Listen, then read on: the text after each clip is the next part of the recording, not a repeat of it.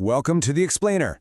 Look, if you've been grinding hard to elevate your gameplay lately, I've got something seriously fascinating for you today. We are looking at an absolute zero-to-hero blueprint. This is drawn directly from professional esports statistics, high-tier ranked lobbies, and the daily routines of top creators. We're going to break down exactly what the data reveals about improving your mechanical skills, mastering the absolute latest weapon tier list, and surviving those incredibly chaotic final circles. But first, let me ask you a quick question. Have you ever felt completely confident pushing a squad, only to instantly get knocked down in a close-range fight, leaving you wondering how on earth they melted your health so fast, right? Well, players often think their reaction time is the issue. But honestly, it's usually something way more mechanical. Your defensive habits, specifically your crouch technique, might actually be choking your aim. Okay, let's dive into this and see exactly how the stats say we can fix these habits and build a totally new foundation for your gameplay. So here's our roadmap for building the perfect match today. We're going to start by optimizing settings and controls, then cover the best Erangel landing spots, unpack the 2026 weapon meta, and finally, finish up with advanced movement and training. All right, diving straight into Section 1, Optimized Settings and Controls. Because, honestly, every great match starts before you even jump out of the plane. It literally starts with mastering your grip. Now, what's really interesting about this is the massive contrast between what's hyped up online and what is actually reliable. A lot of players force themselves to learn a 5-finger claw setup just because they see top pros doing it. But for the vast majority of people, a 5-finger setup just causes severe hand cramping over long sessions, and it pretty much requires a massive phone screen or an iPad. On the flip side, the 4-finger setup gives you an incredibly balanced grip because your fingers are equally distributed. It's absolutely fantastic for surprise fights where you need to react instantly. And the best part? It translates perfectly across all devices, big or small.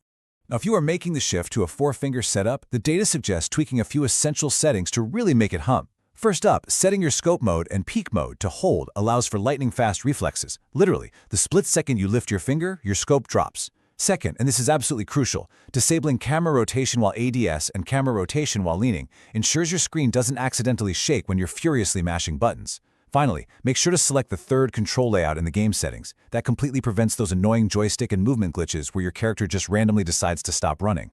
Okay, once your fingers are locked in place, you need the right sensitivity to eliminate recoil. For this highly optimized no recoil setup for 2026, you'll want to max out your gyroscope at 400 for TPS and 300 for the red dot. This setup lets you pull down your sprays effortlessly by just slightly tilting your device. You can manually input these numbers or just punch in the code 7120-064382495640805. I highly recommend deploying this and spending some time in team deathmatches to really get the feel for it before jumping into a classic match. Let's move to Section 2 and see how this builds into the early game with the best Erangel landing spots. So, you've got your settings dialed in, the match starts, and you are in the plane looking down at Erangel. Where and how you drop dictates your survival right out of the gate. And data shows that dropping effectively actually comes down to one golden mathematical rule: 750 to 800 meters. If you want to beat your enemies to the ground and grab a gun first, you need to jump exactly when the plane is 750 to 800 meters away from your target. Point your joystick at a 45-degree angle and dive straight down. Doing this hits the absolute maximum falling speed of 234 kilometers per hour. By the time the enemy's parachute opens, you'll already be loading a magazine. But where should you actually mark that drop? Well, the why this matters comes down entirely to your playstyle. If you want a high-kill game and you thrive in immediate chaos, high-risk hot drops like School or Pachinki are definitely for you. Just keep in mind, landing too close to 3 other squads without immediate cover is usually a very quick ticket back to the lobby. On the flip side, if you're playing competitively for the win, consider strategic loot-rich drops. Multipower is incredibly underrated right now. It offers high-tier loot with significantly lower early-game risk. Or you could hit the North Georgia Pole containers for massive loot density to quickly gear up your whole squad in relative safety.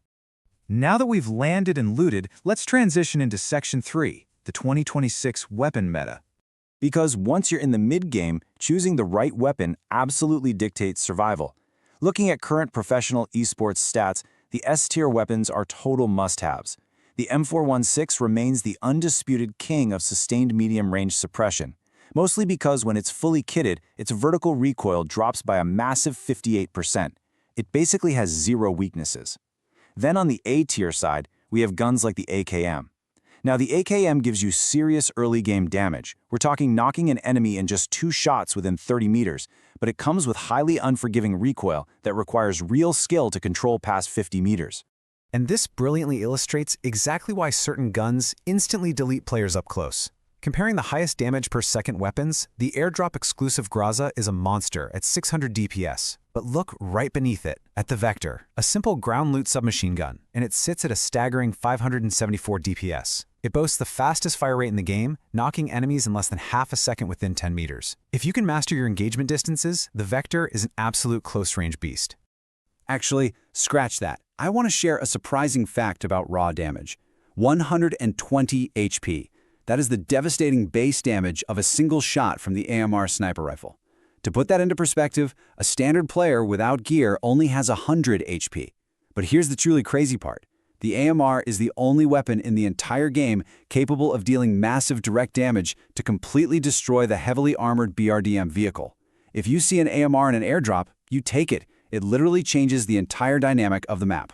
So how do you combine these into a winning loadout? Think of these as your plug-and-play meta combinations for the season. The universal loadout is the M416 paired with a Kar 98K or Mini 14. This is just perfect for suppressing at mid-range and taking precision shots at long range. If you're a highly aggressive player, aim for the burst aggressive loadout, a Groza or Vector paired with an AWM. In fact, professional stats show that securing a Groza and an AWM in high-tier lobbies practically doubles your win rate in the final circle. No joke. Which brings us to our final phase, Section 4, Advanced Movement in Training. This is the secret sauce for the late game, where continuous mechanical improvement separates the pros from the average players. Remember earlier when I asked if your crouch technique was getting you killed? So the crucial point is this. Blindly mashing the crouch button as fast as you can during a fight is highly ineffective.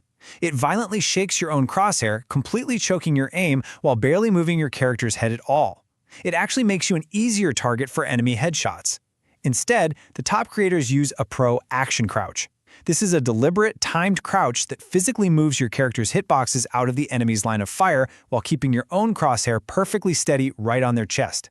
So how do you practice things like the action crouch, recoil control, and tracking? Well, if you really want to get good in 2026, you need to abandon the old, traditional training grounds. Shooting at static boards just doesn't cut it anymore. As top creators have pointed out, WoW mode is where the pros train now. These custom maps drop you into real, competitive scenarios against highly capable opponents rather than mindless bots. You can completely transform your mechanics with a super quick 5 to 6 minute daily routine in these WoW modes. Step 1, hop into a tracing map and track the fast-moving dots from a distance. This is going to make your 4x sprays and car tracing terrifyingly accurate. Step 2, load into a close quarters WoW map and practice your jump shots and pixel piece against real moving opponents. This forces you to react under pressure. And step 3, build a discipline rule for yourself. Don't leave the training area until you can comfortably snap to 4 different targets and hit double headshots on each of them sequentially. This builds the muscle memory so that when you scope in during a real match, your crosshair magnetically snaps right to the enemy's head rather than their feet. Wow, okay, we've covered a massive amount of ground today. From optimizing that 4-finger claw to mastering the 750-meter drop, exploiting the 2026 weapon meta, and totally upgrading your daily training routine. The tools for dominating the battleground are now entirely in your hands. So I want to leave you with this enthusiastic challenge. Which setting, drop zone, or bad habit are you going to fix first before queuing up for your next match? Pick just one, apply it right now, and go get that chicken dinner.